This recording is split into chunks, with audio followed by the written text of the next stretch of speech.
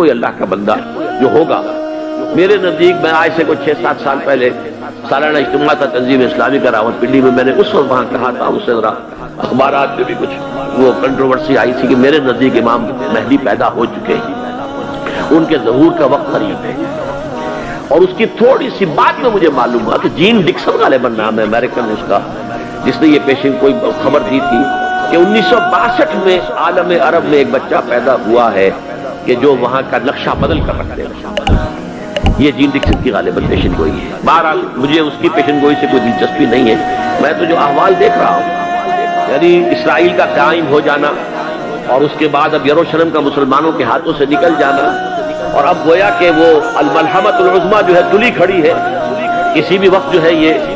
جو ہے وہ لاوا پھٹ سکتا ہے، آتش فشاں پھٹ سکتا ہے۔ تو یہ تمام حالات ایسے ہیں کہ جن کی وجہ سے میں سمجھتا ہوں کہ ایک تو جو قرآن مجید کے اشارات میں نے آپ کو بتائے،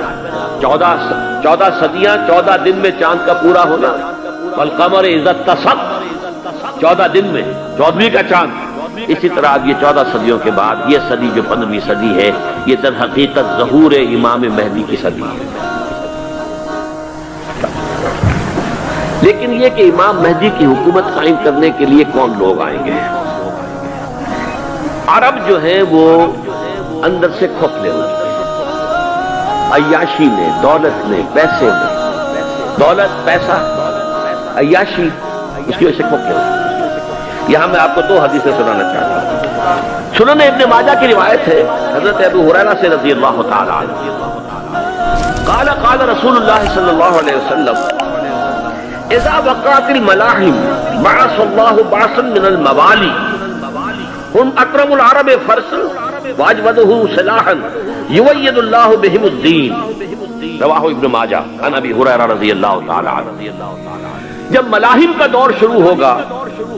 تو اللہ تعالیٰ اٹھائے گا ایک لشکر یا لشکروں پر لشکر موالی میں سے۔ موالی کون ہے؟ عربوں نے جب فتح کیا تھا اس پورے علاقے کو خلافت راشدہ کے دوران، اور پھر وہ لوگ جو ہے ایک رائے تو یہ تھی کہ انہیں غلام بنایا جائے ساری آبادیوں کو، لیکن یہ کہ حضرت عمر کا اجتہاد تھا، اس کے مطابق ان کو غلام نہیں بنایا گیا، تو وہ موالی کی حیثیت رکھتے ہیں۔ عربوں میں دم نہیں ہے، موالی میں سے لشکر اٹھیں گے کہ جو در حقیقت حضرت مہدی کی حکومت کو قائم کرے گی۔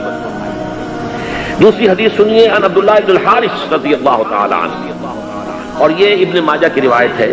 قال قال رسول اللہ صلی اللہ علیہ وسلم یخرج الناس من المشرق فیوجہون للمہدی یعنی سلطان، لشکر نکلیں گے، لوگ آئیں گے مشرق سے، اور وہ حضرت مہدی کی حکومت کو جمائیں گے اور قائم کریں گے۔ اب ذرا نوٹ کیجئے کہ جزیرہ نماء عرب کے مشرق میں کون سے ملک ہیں؟ 3، ایران، افغانستان، پاکستان، یہ 3 سالڈ مسلم ممالک، مسلم آبادی اکثریت۔ ویسے تو یہ کہ آگے ہندوستان میں 20 کروڑ مسلمان ہیں، لیکن وہ 20 کروڑ جو ہے وہ تو 80 کروڑ کے اندر تحلیل ہو جاتے ہیں غیر مسلموں میں، لیکن یہاں جو معاملہ ہے یہ خالص اکثریت ہے۔ ان میں سے ایران کا معاملہ جہاں تک ہے، نمبر 1 یہ کہ وہ شیعہ عقائد کے حصار میں بند ہے، اس سے ادھر ادھر ہونا اس کے لیے ممکن نہیں۔ حدیث میں یہ بھی آتا کہ اصفہان سے 70,000 یہودی دجال کا ساتھ دیں گے، لیکن بہرحال خراسان ایک صوبہ ہے افغانستان کا اس وقت بھی شمال مشرقی کونے میں، مجھے امید ہے وہاں سے خیر کی، کیونکہ خراسان کا لفظ وہاں پہ شامل ہے، اور حضور کی حدیث میں بعد میں آپ کو سناؤں گا کہ خراسان سے فوجیں چلیں گی جو یروشلم کو دوبارہ حاصل کریں گی، فتح کریں گی، جیسے پہلے یروشلم کھویا عربوں نے تھا، دوبارہ حاصل کیا تھا کرد نے، کرد خون